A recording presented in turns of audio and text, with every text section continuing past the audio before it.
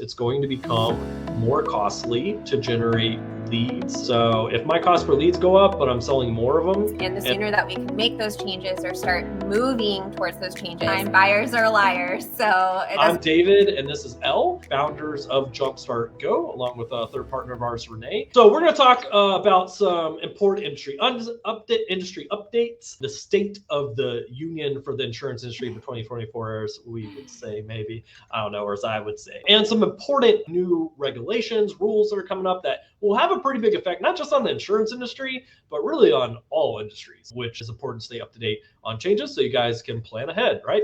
And so we're going to talk about the things that is going to get that bell ringing for 2024. Today, we're going to be covering what you need to know for what's changing in 2024 for insurance agents. The FCC, which Elle's going to go ahead and take what that stands for because I always mess it up. Federal Communications Commission. That one, what Elle just said. The FCC is passing new rules that are going to shake up the leads industry and really a lot. And if you haven't been paying attention, hey, you're on the right training to learn and catch up on this and what kind of effects this will have. And if you haven't been paying attention, we'll get to dive into it a little bit more here as well. So agents that rely on leads are going to need to listen up and pay attention and make sure their leads are being generated compliantly, which is changing with these new regulations. And we'll also be talking about marketing trends to keep an eye on for 2024, like social media and influencer marketing, which are going to play a huge factor in 2024.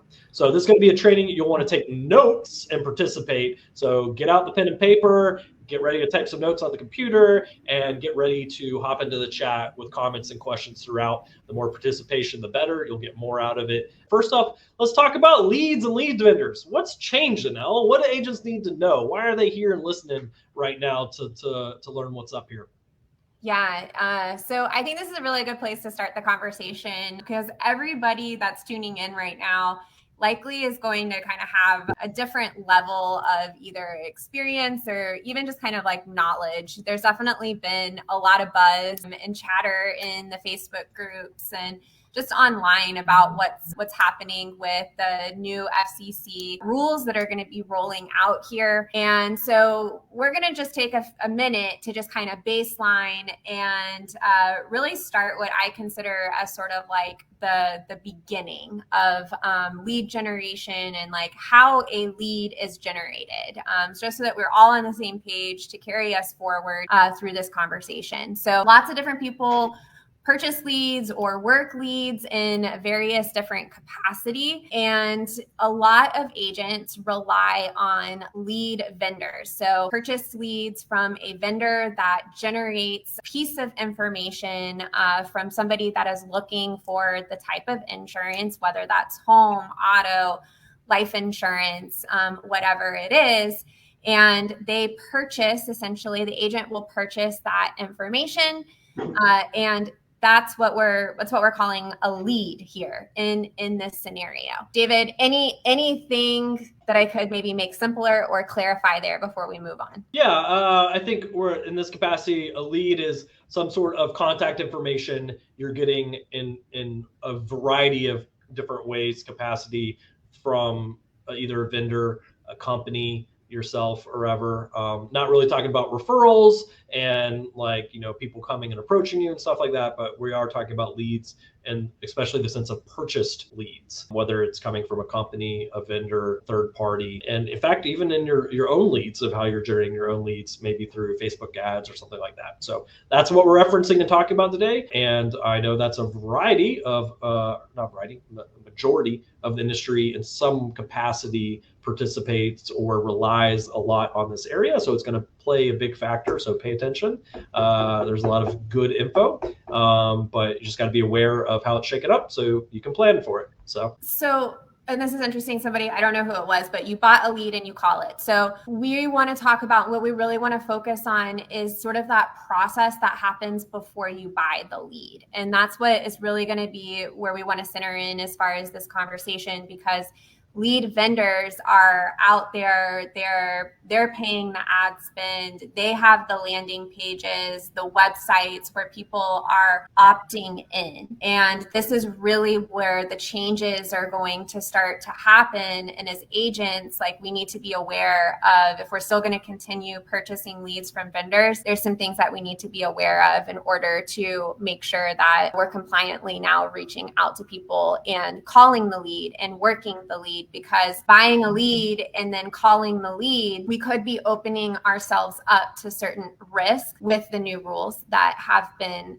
now passed. So first off, just wanted to kind of lay that groundwork as far as how a lead is generated on the lead vendor side. A lot of lead vendors are operating under company names or comparison sites. So this is a big thing of when people go to a website and they're shopping for auto insurance, and it'll look like a comparison site, and then they fill out their information either to get a quote or to see what the rate would potentially be with a particular company.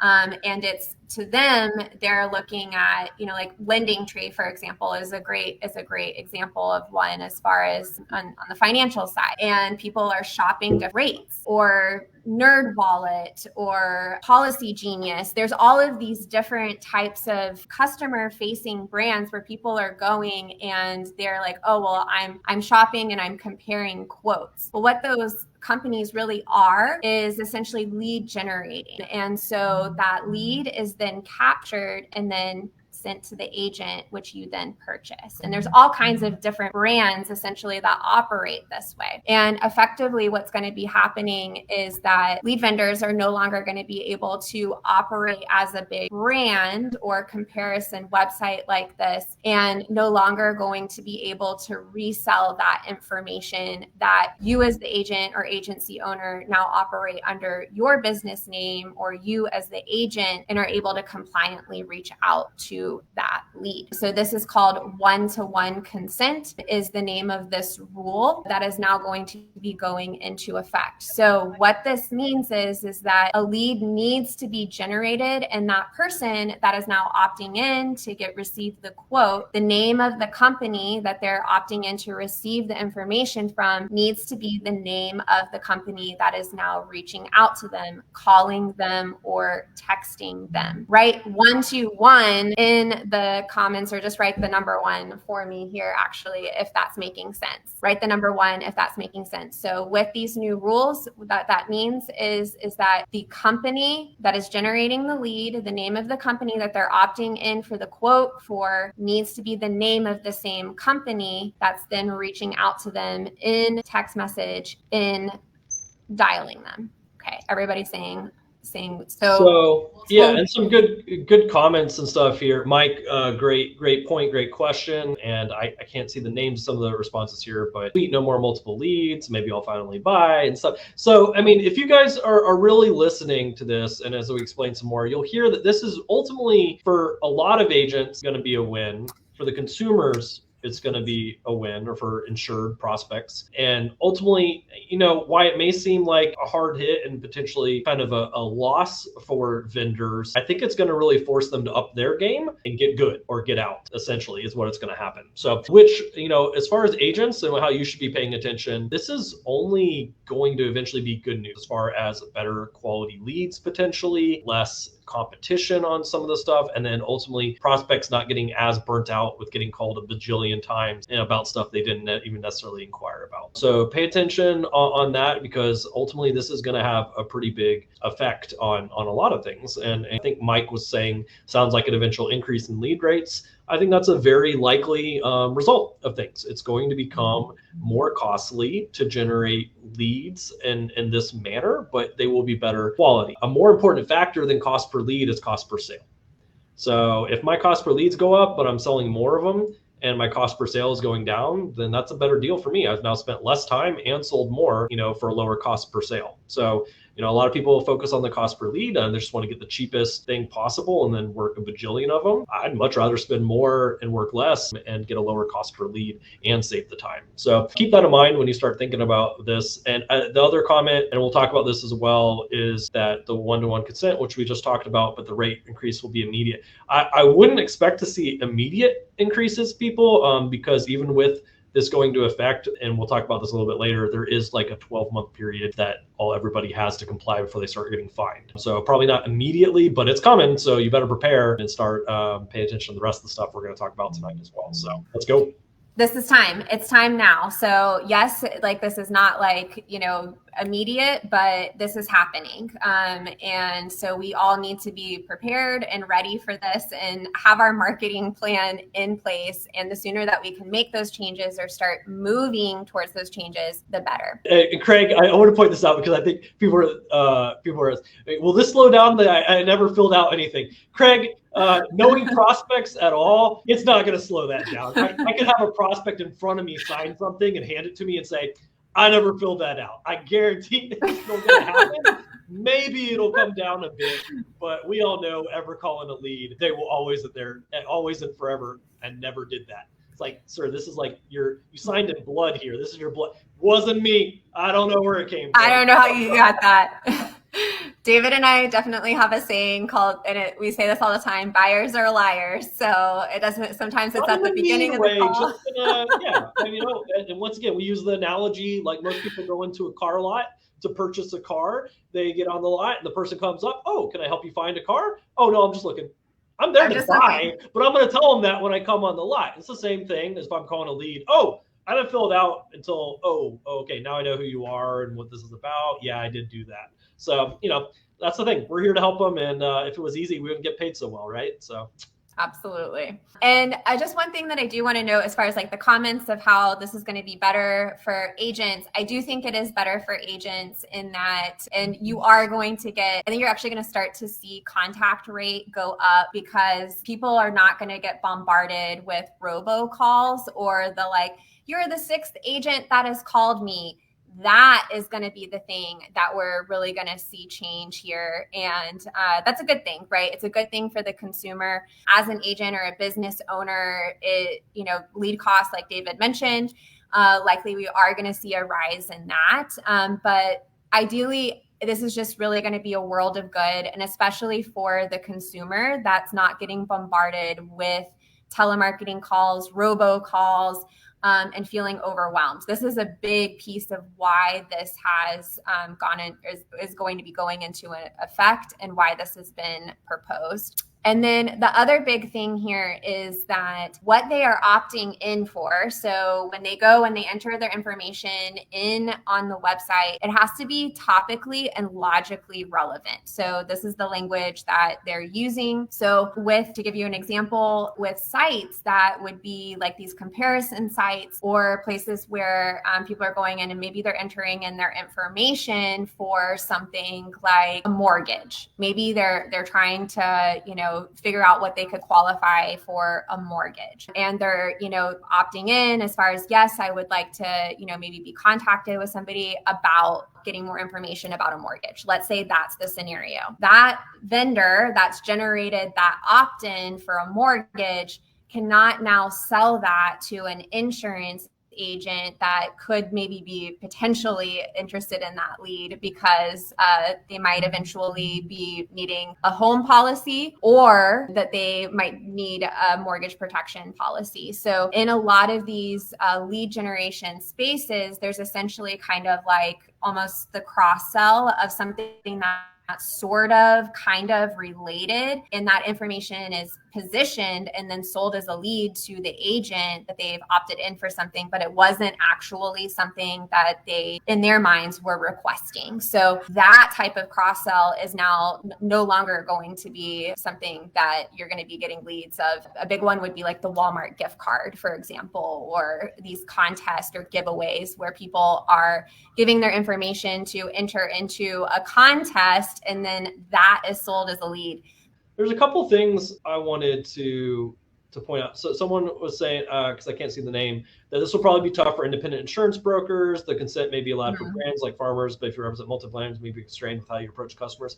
I think even within farmers, if farmers was directly running their own ads for the farmers brand that then goes to a farmer's agent for what was discussed in the ad, that would technically sounds like it would be compliant.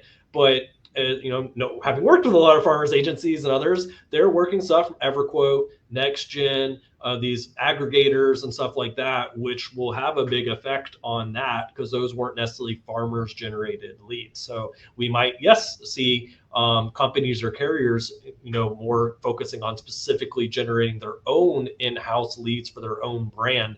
But that also just means better quality. But unfortunately, not a lot of carriers and brands are great lead generators, which is why people use third parties. So it may take them a while to figure that out, if ever, or a while to get that dialed in. So it could be a pretty big shift if a whole company has to shift to creating leads when they weren't doing that prior. So, but yeah, I mean, there's like people here, like what's the shift? What's the focus? We'll talk about on some ways of how you can really take advantage of ways that worked in 2023 amazingly, but will be even more important going into 2024. But ultimately, like you said, I see a lot of comments is only going to be a good thing for agents, less leads, higher quality, more sales, less low quality stuff working, so I like, and someone said this will be the end of age leads, will end sweepstakes leads. And yeah, it'll probably, yes, in the sweepstakes, unless it's very clear on the language and stuff there. But age leads, it's interesting, you still have the 90 days from the opt-in. So if they did opt in and you have that 90-day TCPA opt-in and it was actually for the insurance interest, then that would still be compliant. So I think those will come in more in play. But what probably will have a huge effect on for sure would be data leads that didn't opt into anything really, or especially not, what you're actually reaching out to contact. So yeah. So I think the real key here, it doesn't matter if it like a live transfer, for example, I just kind of saw that go by. The one-to-one is really important, that essentially, however that lead is generated, and I have on here, how do we protect ourselves as agents, or what do we need as far as we need now proof from lead vendors.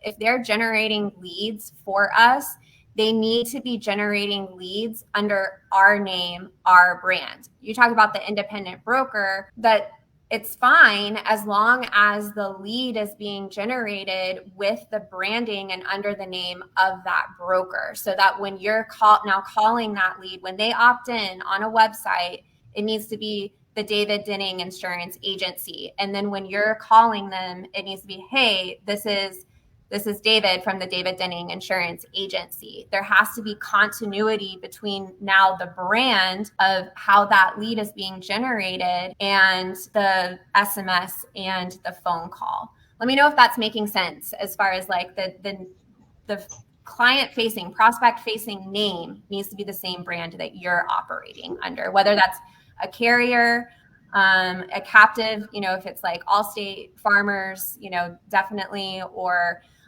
you've got carrier specific leads that you're operating under. There just has to be that continuity as far as the name of the organization, the brand is the same now as when you're reaching out to them in text message and in dials. So do you have something you're up on that? I was just saying, who is policing this? We are already seeing the effects of we hear this quite a bit with the number of agents and agency owners that, we work with and interact with, is that there's going to be lawsuits. So there are already people out there looking for people that are working a high volume of leads and that will go after agents and small businesses and sue them. And you will lose in court, and you will be on the line for hefty fines. It's anywhere from $500 to $1,000 per violation. So per text message, per phone call.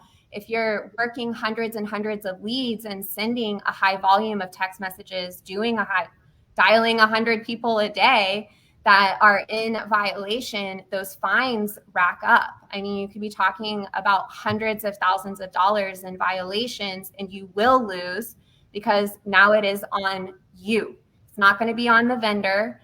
you will have to prove that people opted in correctly and that you are now communicating with them within these rules and regulations that the FCC has put in place. So you could operate without following the rules, but you're at risk of incurring hefty fines that will put you out of business, frankly. And it's people are already getting DNC fines, all this sort of stuff. Once this gets into place, it's going to have a huge effect. And also the people that are playing by the rules are going to be very quick to report those that aren't, especially like vendors and stuff like that. So ultimately, it's going to push a lot of that bad stuff out, which I just saw in the comments, obviously is a good thing. And just becoming honestly something that should have been in place and really not say regulated, but policed or is important is having that documentation and history of how that lead was generated, where it came from, and really, really good vendors already had that in place.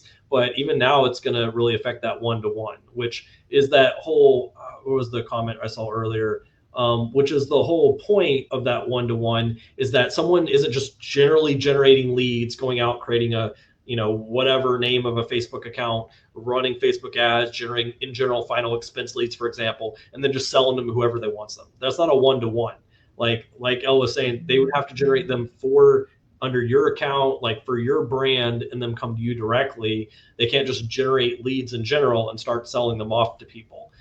So ultimately, it's further highlights some things we're going to talk about later about the importance of your brand and your personal brand and why that's really important. And we're going to see a rise of that, where prior to this, I don't think a lot of the independents really competed on brand with a State Farm, Allstate, Farmers, things like that, because for them, they could buy leads and sell the leads. And the brand wasn't as important. But now the brand will be quite important on generating leads to that brand or in other capacities, which we'll talk about a little bit. So somebody's asking the leads that I'm generating, but under like a different brand. So those leads that you're now reaching out to, essentially, you need to let them know that whatever that brand name that you're operating under, that's like who you're contacting them as. Like there has to be continuity between the brand and then the reach out of SMS and dials. So it's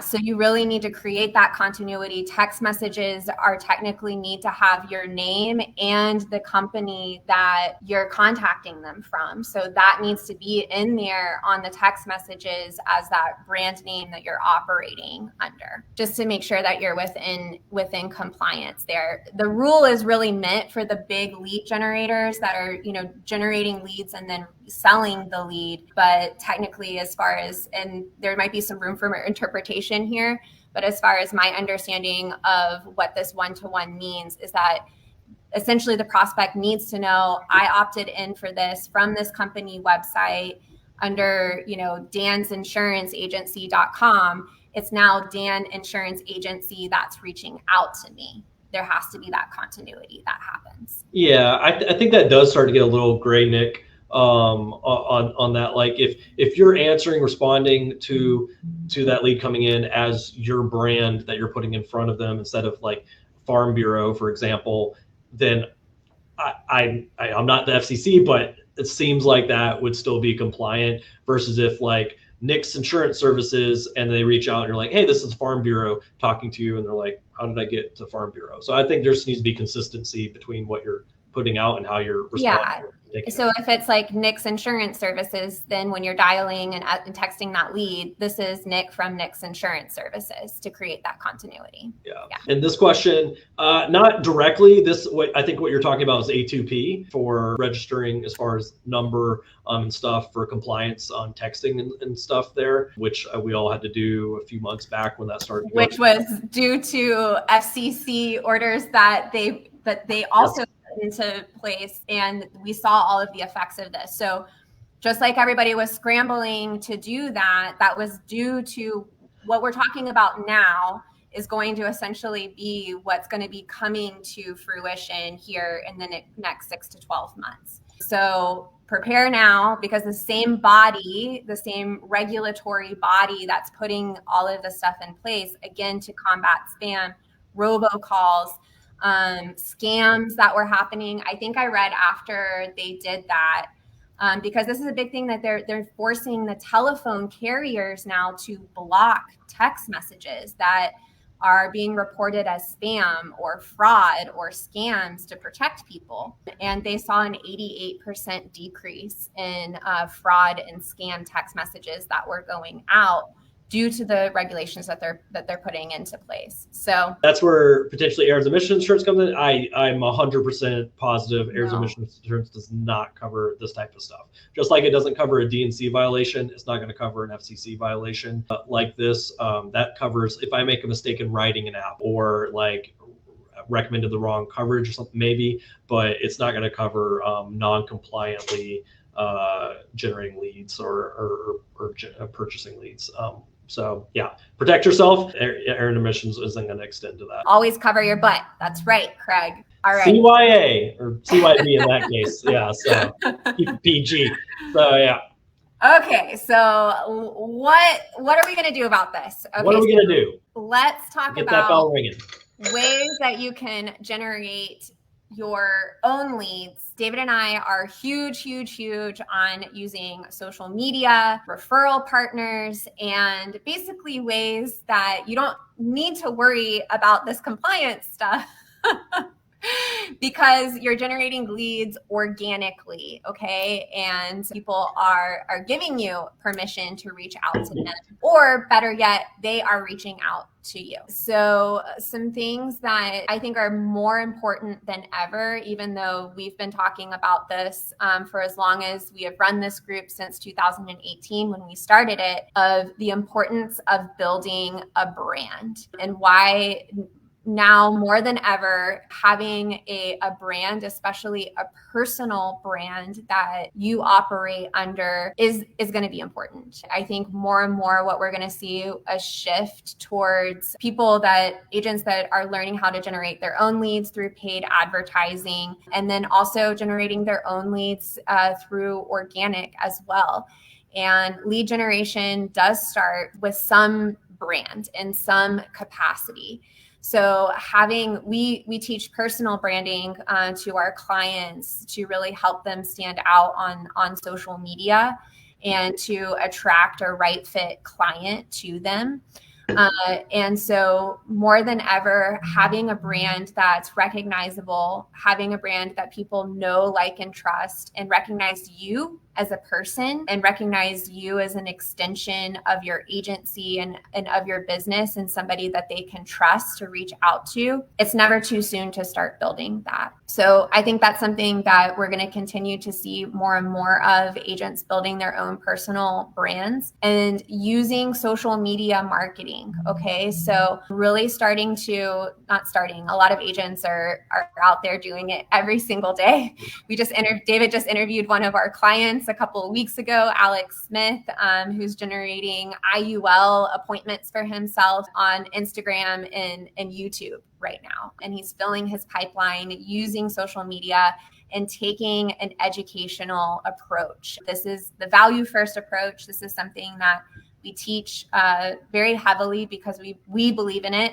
David and I are doing it right now. We're showing up in a live format and delivering value to an audience that we've built a relationship here with all of you guys that are showing up right now. We're taking an educational first approach. And this is the same thing that we teach our clients how to do and how to use social media to truly reach the people that they want to work with and educate them, because there is a lack of education and understanding on financial literacy or, even insurance in general, like car insurance, home insurance, so PNC, that type of insurance. But then there's a whole nother side of it on the life insurance side, that using life insurance not only for protection, but for wealth building as well. Nobody knows about this stuff. People are not taught this in school. And so they have to know somebody to get access to this education. And so we really believe in creating content that is valuable, educational, teaches people, and ultimately provides value to them. The third thing that I will say and this is something that the insurance industry has done well for many, many years, but not so well on the digital side. And that is influencer marketing. So understanding who that target audience is, who is that ideal client that's a good fit client for you, and who else is working with that client or has influence with that client, and how do you build relationship with them? How do you get in front of their audiences? So there are influencers on social media platforms that have millions of followers or thousands of followers. How do you get in front of their audience? How do you build a relationship with them and become a recommended resource so that there is a transfer of trust that now happens to their audience? I think we're going to see more and more of this happening. We teach referral partners and centers of influence how to do this inside of your network, inside of your neighborhood, inside of your communities, but really thinking about how to expand this beyond just physical space, but into digital space and connecting with influencers that have mass market influence is going to be something that I think we're going to see more and more of happening in 2024. So those are my predictions as far as the marketing landscape for agents in 2024. David, what do you have there, or what do you want to add to that I touched on? No, I think it's really interesting because a lot of what we've seen a rise in trends, maybe with younger generations now and social platforms and things like that, are now going to become critically important and, super effective strategies for within like the insurance industry, for example. Like we've seen people building personal brands and followers and audiences, or leveraging other people's audiences and trust and authority and stuff. And we see that happen all the time with like social media influencers on TikTok, YouTube, people building these brands. And, I think a lot of industries like insurance and others, people have always focused on like an IMO or a captive carrier brand, or just have never really paid any attention to that at all and just focus, hey, I'm just going to buy some leads. It needs something and I'll sell them that something. And now it's becoming more and more important. Like I'm building my brand, like, because I agree or disagree with me in the comments, but I firmly believe at the end of the day, people work with people, not companies at the end of the day. And you can work with the same company but different people and have vastly different experiences, and also why they come to you versus the other person. So now this is your chance to build that brand, people that know how to get in front of people, build trust in an audience, bring those people to them, connect with referral partners or influencers to bring that audience to them.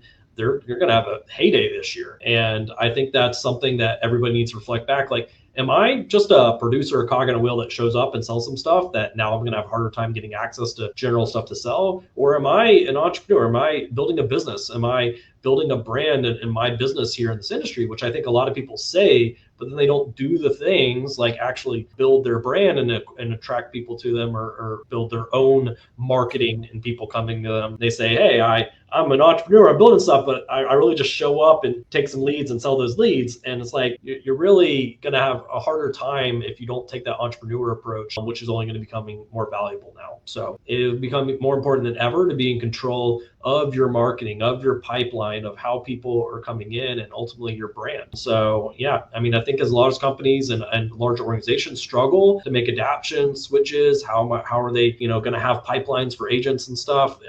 Now's your time to really not have to just rely on that, but to build your own brand. And I think that leads to a lot of opportunities, not just that people have always known existed, grassroots and local, with going out face to face and stuff like that. But now social is really, how do I leverage those same things that worked really well, grassroots and local, now across the state and across the US, and getting into different markets in front of people coming to me and compliantly. So yeah, I'm excited about it.